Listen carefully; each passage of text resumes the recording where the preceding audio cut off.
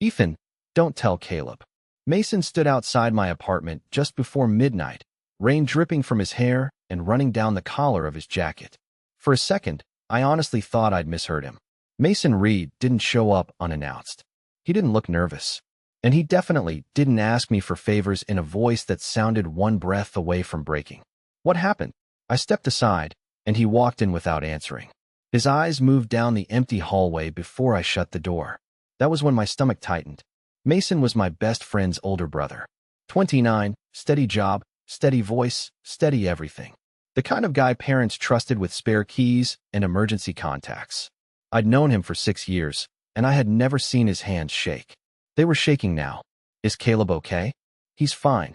Mason pulled out his phone, then stopped. His thumb hovered over the screen. This isn't about him. That should have made me feel better. It didn't. He was standing 3 feet from me in a soaked black jacket, breathing too fast, refusing to meet my eyes. I tried not to notice how different he looked without his usual confidence. More human, more tired. Somehow that made him harder to look at. Not that I normally had trouble looking at Mason. Looking away was usually the problem. You're freaking me out, I muttered. His mouth twitched, but it wasn't a smile. Yeah, sorry. Another pause. The rain tapped against the windows behind us. My apartment suddenly felt too quiet. Finally, Mason unlocked his phone and held it out. I got this an hour ago. I took it, and our fingers brushed. Barely anything. Still, my pulse jumped like an idiot. Wrong moment. Completely wrong moment. I forced my attention to the screen. It was a photo of Mason outside a bar downtown. The image was grainy, taken from across the street, but his face was clear. So was the man beside him. Their hands were linked between them. I stared at the picture longer than I meant to. Then I read the message underneath. Drop out of the harbor project, or your family gets this. My chest tightened. Who sent it? I don't know. Mason watched my face carefully, like my reaction mattered more than the threat. Does Caleb know? His jaw flexed. No, does anyone? No, the answer came too quickly. He took the phone back, but his fingers stayed against mine for a second too long. Neither of us moved. Then he pulled away and looked at the floor. The guy in the photo isn't my boyfriend. I hadn't asked. The fact that he felt the need to tell me made something warm and guilty twist in my stomach. You don't have to explain that part to me. I know. Mason finally looked up. His eyes were tired, guarded, and almost painfully direct. But I wanted you to know. I told myself it was because he trusted me. Nothing more. That was all this was. A secret. A problem. My best friend's older brother needing help. I won't tell Caleb, I said quietly. Mason exhaled like he'd been holding his breath since he arrived. His shoulders dropped, just a little. Then he stepped closer and wrapped his hand around my wrist. Not hard, just enough to stop me from looking away. You're the only person I trust not to. Mason let go of my wrist slowly, like he had only just realized he was touching me. The warmth stayed there anyway. I rubbed my thumb over the spot and immediately hated myself for noticing. Sit down, I told him. You look like you have not eaten in 2 days. I ate. Coffee does not count. That almost got a real smile. Almost. He dropped onto the edge of my couch while I grabbed 2 bottles of water from the kitchen. When I handed him one, his fingers brushed mine again. This time, neither of us pretended it had not happened. Mason looked down at our hands, then back at me. His eyes held mine long enough to make my chest tighten. You are taking this better than I expected. I sat in the chair across from him. What exactly were you expecting? He twisted the bottle cap without drinking. Shock. Questions. Maybe you looking at me like I am a different person. You are still the guy who corrected my parking for 20 minutes last Thanksgiving. His mouth finally curved. You were crooked. I was inside the lines. Barely. For a few seconds, the room felt normal. Then his smile disappeared, and the phone in his hand seemed heavy again. I have known since college, he admitted. Maybe earlier. I just got very good at not dealing with it. I stayed quiet. Mason was the kind of person who stopped talking the second anyone pushed too hard. My dad used to make comments. His eyes settled on the dark television screen instead of me. Nothing dramatic. Just enough to make it clear what kind of son he expected. My stomach turned. I had eaten dinner at the Reed house more times than I could count. His father praised Mason constantly. The responsible one. The successful one.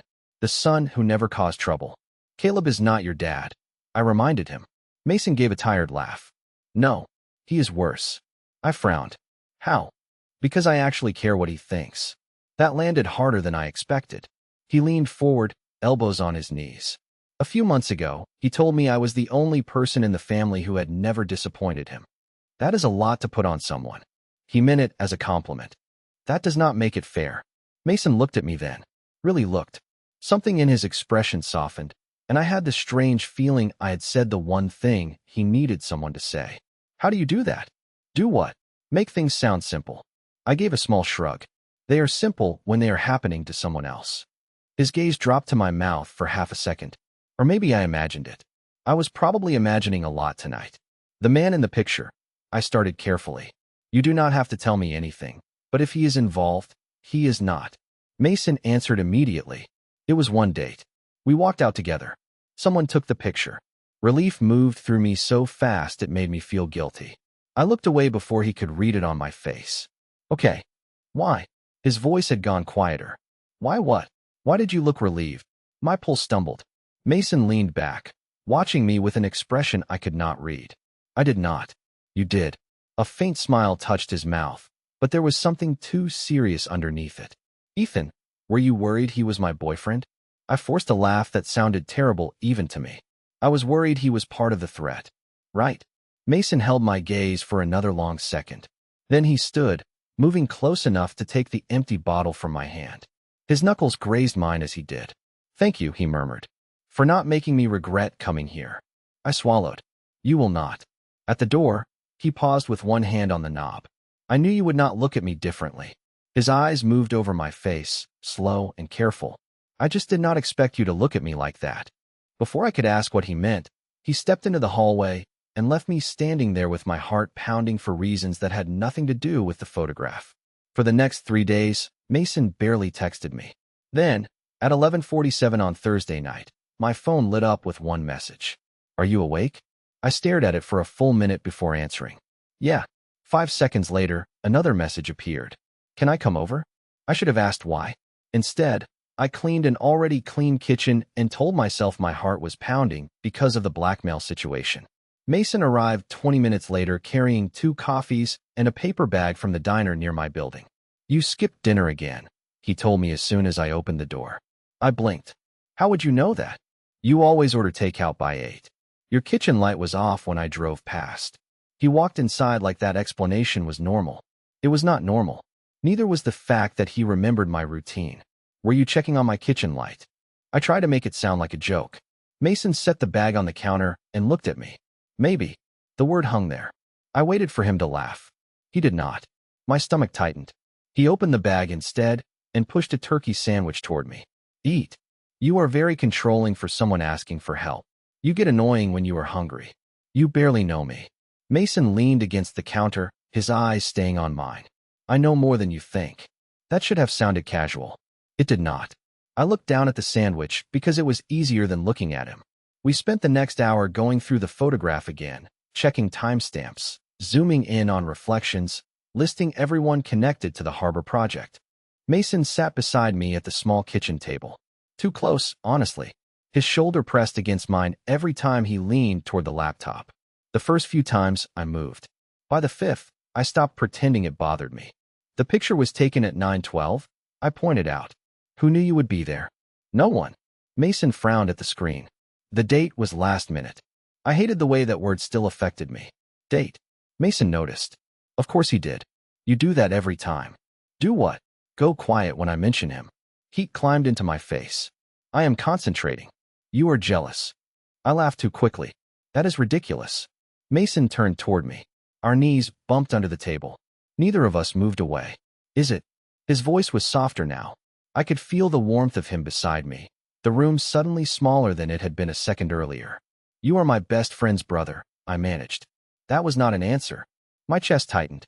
I looked at the laptop, at the coffee, anywhere but at him. You came here because someone is threatening you. Maybe stop trying to make this weird. Silence.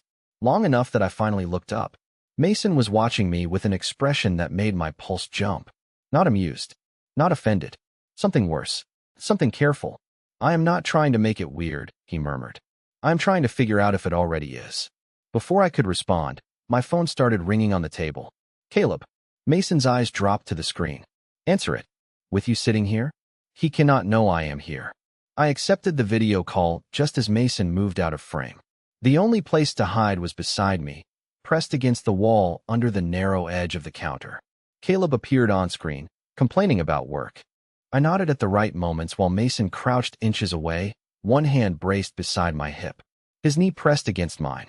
His breath touched my cheek every time he shifted. Are you listening? Caleb narrowed his eyes. Yeah, completely. You look nervous. Too much coffee. Mason's mouth twitched. I felt it before I saw it. He was trying not to laugh. Then Caleb asked, have you talked to Mason lately? My entire body went still. Mason looked at me. For 1 second, neither of us breathed. Not really. I lied. Caleb accepted it and moved on. When the call finally ended, I lowered the phone. Mason did not step away. His hand was still beside my hip. His knee was still touching mine. Does this make you uncomfortable? He whispered. I looked at the space between us, then back into his eyes. The truth hit me before I could stop it. The problem was not that he was too close. The problem was that I did not want him to move. Mason did not move. Neither did I. The apartment felt too quiet after Caleb's call, like the room was waiting for one of us to make the next mistake. His eyes stayed on mine. That was not an answer, he murmured. My throat went dry. What was the question again? A small smile touched his mouth, but it disappeared almost immediately. Does being this close to me make you uncomfortable? I should have stepped back. I should have laughed. I should have reminded him that he was here because someone was blackmailing him, not because we were standing inches apart in my kitchen like something was about to happen. Instead, I looked at his hand beside my hip. No, the word came out quieter than I meant it to. Mason's breathing changed. Barely. Still, I noticed. His gaze dropped to my mouth, then returned to my eyes. That might be a problem. My heart started pounding hard enough that I was sure he could hear it. Why? His fingers shifted against the counter. For 1 second, the side of his hand touched mine. Neither of us pulled away. Because I came here to talk about the photo, he replied. And I have not thought about it for the last 5 minutes. The honesty in his voice knocked every sensible thought out of my head. I turned my hand slightly, letting my fingers rest against his. Not holding. Not exactly. Just enough to feel the warmth between us. Mason looked down. His hand stayed there. Ethan. The way he said my name sounded like a warning. Or maybe a question. I could not tell anymore. You keep looking at me like you want to say something. His jaw tightened. I do. Then say it. Silence. Mason leaned closer, slowly enough that I could have moved. I did not. His face was only inches from mine now. Close enough for me to see the tiny line between his eyebrows. Close enough that his breath brushed my cheek. My chest tightened.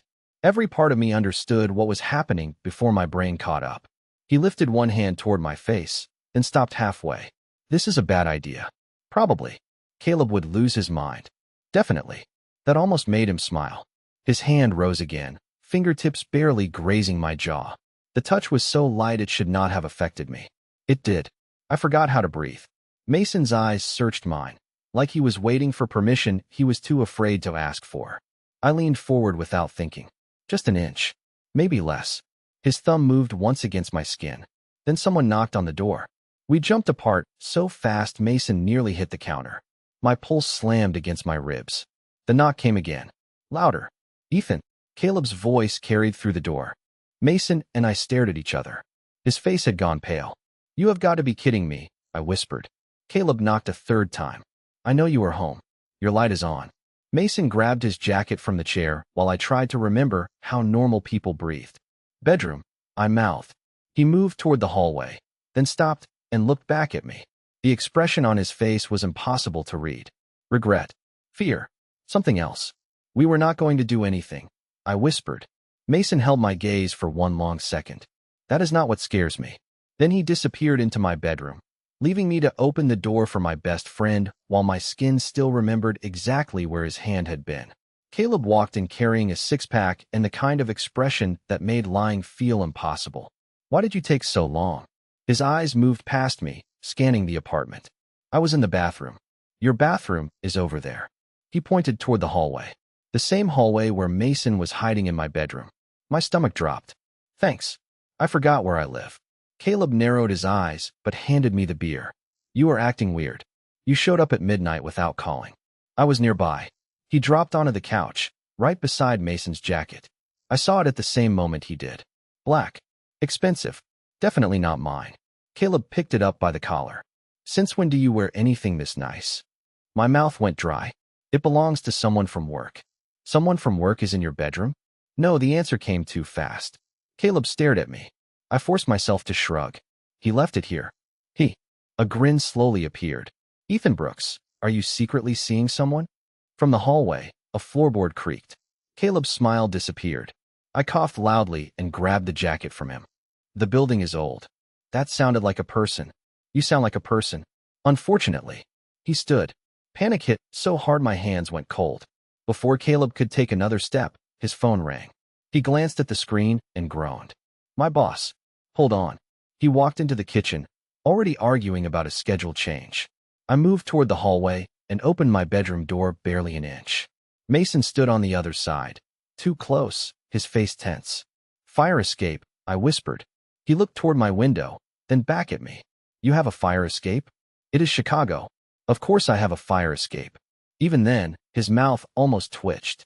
He reached for his jacket, and our fingers touched around the sleeve. The moment lasted less than a second, but his eyes held mine. About before, not now. I could hear Caleb ending the call. Mason nodded, but disappointment crossed his face before he climbed out the window. That bothered me more than it should have. The next evening, Caleb dragged me to dinner with Mason and one of Mason's co-workers, Noah Bennett. I almost canceled. Then Mason walked into the restaurant wearing the same black jacket, and every thought I had disappeared. His eyes found mine immediately. They stayed there too long. Caleb noticed. What was that? What was what? I reached for my water. That weird look. Mason slid into the booth across from me.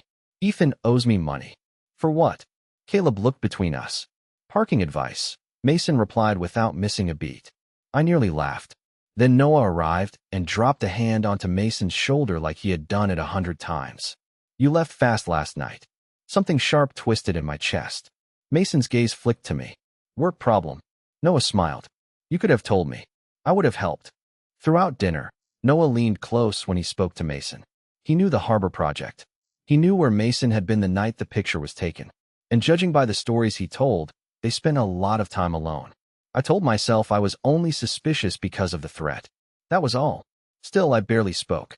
Outside the restaurant, Caleb and Noah walked ahead while Mason caught my arm near the parking lot. His fingers closed around my sleeve, careful but firm. Why are you avoiding me? I am not. You have not looked at me for 20 minutes. I glanced toward Noah. Mason followed my eyes, then understood. Noah is not the man in the photo. I did not ask. You wanted to. He stepped closer, lowering his voice. And he is not the person I am interested in. My pulse stumbled. Before I could answer, Caleb called our names from across the lot. Mason released my arm, but not before his thumb brushed once over my wrist.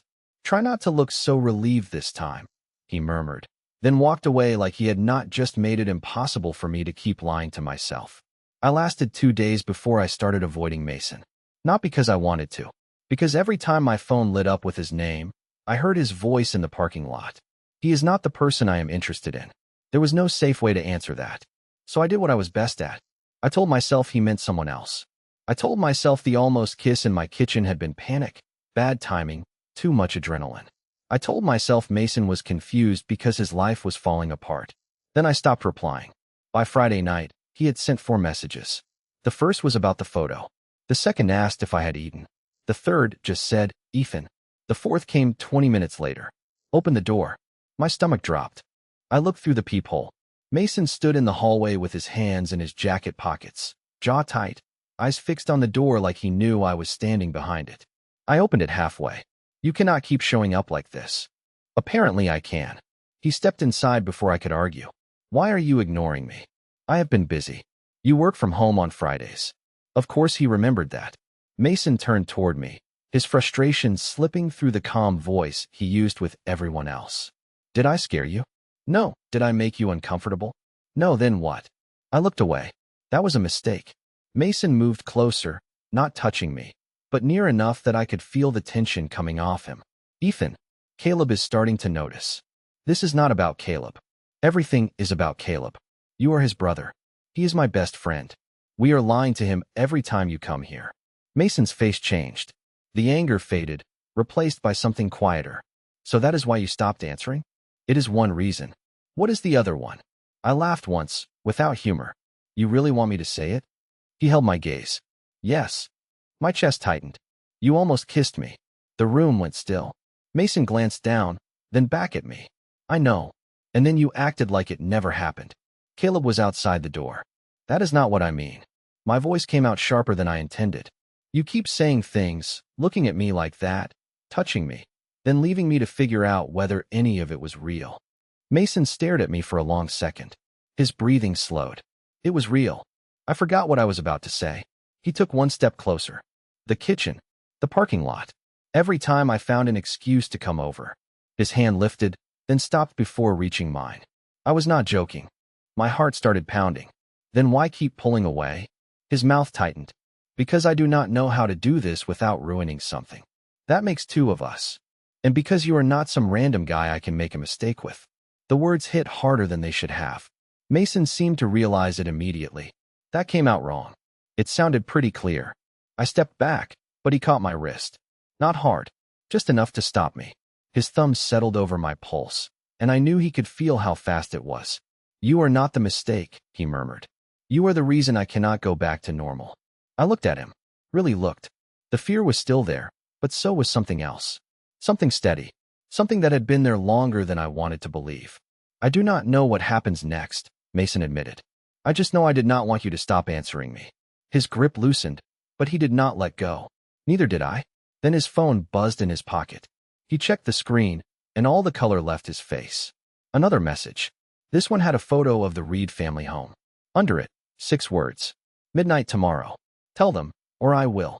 The next evening, I sat across from Mason at his family's dinner table while his father complained about property taxes and Caleb argued with their mother over football. It should have felt normal. It almost did. Then Mason's phone buzzed beside his plate. His hand stopped halfway to his water. I saw the message reflected faintly in the black screen before he turned it over. 11:30. 30 minutes left. Under the table, his knee started bouncing. Nobody else noticed. I did. I reached down without thinking and rested my hand on his leg. Mason froze. His eyes lifted to mine from across the table. For 1 second, the conversation around us disappeared. His hand found mine beneath the tablecloth and closed around it. Tight. Warm. Desperate. My chest tightened. He was scared. Not confused. Not playing with me. Scared. You two are quiet tonight, Caleb announced. I pulled my hand back so fast my fork hit the plate. Mason looked away. Long week, he muttered. Caleb watched us both, suspicion creeping into his expression. You have been having a lot of those lately. Mason's father glanced up. The harbor project giving you trouble? Mason's shoulders stiffened. Nothing I cannot handle. That is my boy. His father smiled like the answer had already been decided. You always handle things. I saw the effect immediately. Mason's face went blank. Controlled. The version of him his family expected. By the time dinner ended, he had barely looked at me again. Outside, I followed him toward his truck. We need to go to the police. Mason unlocked the door without answering. This person knows where your family lives. Keep your voice down. You cannot keep pretending this is only about work. He turned sharply. And you cannot keep deciding what I am ready for. The word stopped me. Mason ran a hand over his face, breathing hard. I know you are trying to help. Then let me. By forcing me to tell everyone tonight. By stopping someone from controlling you. His jaw tightened. You do not understand what I could lose. That hurt more than it should have. You think I do not have anything to lose? Mason looked at me. What is that supposed to mean? Caleb is my best friend. Your family treats me like I belong here. If this goes wrong, I lose all of it too. A long silence settled between us. Something in Mason's expression changed. Not anger. Guilt. So you regret it. My stomach dropped. Regret what? Letting me come over. The kitchen. Everything after. He stepped back like he had already heard the answer. Maybe you were right to stop replying. That is not what I said. It is what you meant. No, Mason. I moved closer, but he shook his head. You do not have to keep doing this because you feel sorry for me. I do not feel sorry for you. Then what do you feel? The question came out low and raw. I opened my mouth, but Caleb called from the porch. Are you guys leaving or having a private meeting? Mason's face closed instantly. He stepped away from me. We are leaving. The drive downtown was silent.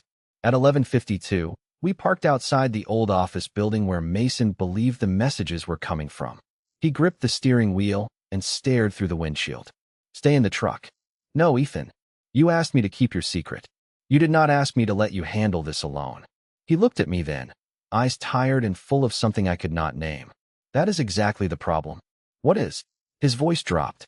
This stopped being about the secret the second I started needing you. Before I could answer, his phone lit up again. A new message appeared. I know who is with you. Mason stared at the message until the screen went dark. I watched his hand tighten around the phone. They know I am here, I whispered. He nodded once. Which means they have been watching longer than we thought. Then we call the police. Ethan. No. I turned toward him in the passenger seat. You do not get to shut me out now. His eyes snapped to mine. I am trying to keep you out of this. You brought me into it the night you came to my apartment. Because I trusted you. Only because you trusted me? The question came out before I could stop it. Mason went still. The truck felt smaller all at once. I could hear the engine ticking beneath the hood. My own breathing sounded too loud. You keep saying you need me, I continued. You keep showing up. You keep getting close, then acting like it was an accident. He looked away toward the dark building. This is not the time. It is never the time with you. His jaw tightened. You think I do not know that? Then tell me what this is. Silence. I waited. Mason rubbed one hand over his face, then let it fall to the steering wheel. I do not know how. Try. He laughed once, bitter and quiet. You make everything sound easy. It is not easy. My chest tightened. I am terrified Caleb will hate me. I am terrified your family will blame me. I am terrified you are going to wake up tomorrow and decide this was all panic. Mason turned back to me. His expression broke just enough for me to see how scared he really was. You think I am using you because I am scared? I think you do not know what you want. He looked down at his hands. I know exactly what I want. My pulse jumped. Then why do you keep leaving? Mason opened his mouth, then stopped. His fingers curled around the edge of the seat. Because wanting you is the one thing I cannot control. The words landed between us. Simple. Quiet. Too honest to take back. I forgot about the message. The building. Everything. Mason. He looked at me again. I noticed you before any of this. His voice was rougher now. Before the picture. Before the threats. Before I had a reason to knock on your door. I did not move. I barely breathed. Why did you choose me? Because you are the only person who looks at me like I am not a role I have to play. His eyes held mine. And because every time Caleb talked about you, I wanted to know where you were. Who you were with. Whether you were seeing someone. My stomach turned over.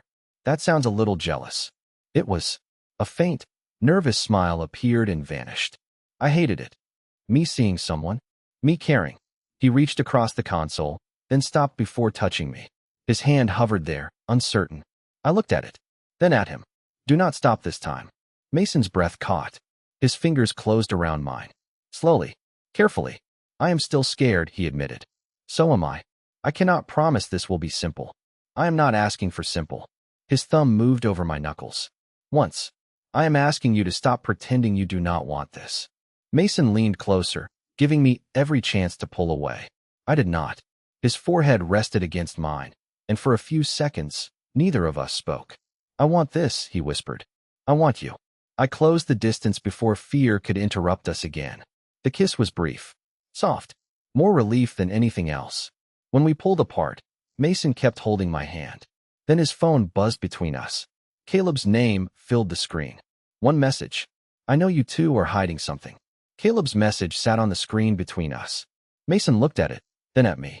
For a second, I expected him to pull his hand away. He did not. His fingers tightened around mine instead. I should call him, he murmured. You should. You sound very calm for someone who might lose his best friend. I am not calm. I looked down at our hands.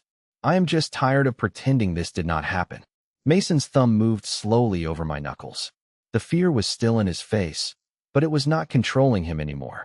He called Caleb on speaker. Caleb answered immediately. Where are you? Downtown. Mason glanced at me. With Ethan. A pause. Yeah, I figured that part out. We need to talk. Caleb let out a breath. Is this about whatever you have both been lying to me about? Mason closed his eyes for half a second. Yes. Are you in trouble? A little. Is Ethan okay? That question hit me harder than I expected. I am fine, I answered. Another pause. Okay, Caleb muttered. Come home. Both of you. We did not go into the building. Mason forwarded every message and photo to the police, then called the company's legal department. The blackmail stopped being a private problem the moment he decided it did not get to control him anymore. The drive back to the Reed house was quiet. Our hands rested between us on the center console. Every time Mason loosened his grip, I thought he might let go. He never did. Caleb was waiting on the front porch in sweatpants and an old college hoodie. He looked angry, worried, and exhausted. Inside, he ordered. Mason stopped at the bottom of the steps. I need to tell you something first. Caleb's eyes moved to our joined hands. His expression changed. Not understanding. Not yet. Mason swallowed. The photo is real. I was there. And I am gay. The words were simple. No speech. No dramatic pause. Just the truth. Caleb stared at him. Mason's hand shook in mine. I held on. Finally, Caleb looked hurt more than shocked. You thought I would hate you? I did not know. I am your brother. That is why I was scared. Caleb rubbed both hands over his face. I am mad at you. Mason went still. For lying, Caleb added. For handling this alone. For dragging Ethan into some blackmail mess without telling me. His eyes shifted toward me. And maybe for whatever this is. I almost pulled my hand away on instinct. Mason did not let me. Caleb noticed. He stared at our hands, then gave a tired shake of his head. I need time with that part. Fair, Mason replied quietly. But I am not losing either of you over it. Mason's shoulders dropped like something heavy had finally come off them. Caleb stepped forward and hugged him. It was awkward at first. Then Mason held on just as tightly. 3 weeks later, the person behind the messages was arrested after trying the same thing with another employee. Mason was not ready to tell everyone. He did not have to be. But he stopped treating me like something that only existed behind closed doors. Our first actual date was at a small diner on the north side. Nothing fancy. Burgers, bad coffee, a waitress who called everyone honey. When we walked outside, Mason checked the sidewalk out of habit before reaching for my hand. A couple passed us. He tensed. I waited for him to let go. Instead, his fingers laced through mine. You okay? I asked. Mason looked at me and gave a small, nervous smile. Not completely. Me neither. Good. He squeezed my hand. Then we can be nervous together. We kept walking. No big announcement. No perfect ending. Just the two of us stepping into the same ordinary night, holding on where anyone could see. For weeks, I thought his biggest secret was the photograph. It was not. His biggest secret was that he had wanted me long before he ever knocked on my door. And mine was that I had been waiting for him to stop pretending.